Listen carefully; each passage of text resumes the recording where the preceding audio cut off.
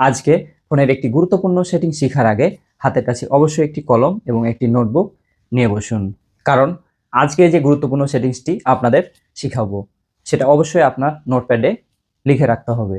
তো কি সেই সেটিংসটি, চলুন শিখে আসি। প্রথমে আপনার ফোনের স্ক্রিনে আসবেন, এখানে এসে সেটিং অপশনে যাবেন। সেটিং অপশন থেকে সোজা চলে যাবেন অ্যাবাউট ফোন। এখানে এসে যে তথ্যগুলো আপনারা দেখতে পাচ্ছেন, product name, model name, serial number, এখানে গুরুত্বপূর্ণ একটি বিষয় IMEI নাম্বার, এই নাম্বারগুলো আপনার নোটবুকে অবশ্যই লিখে রাখুন।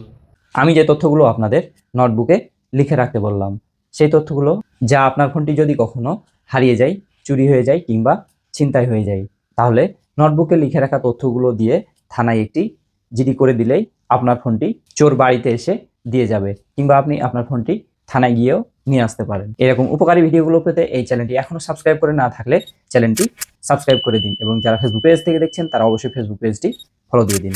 ধন্যবাদ।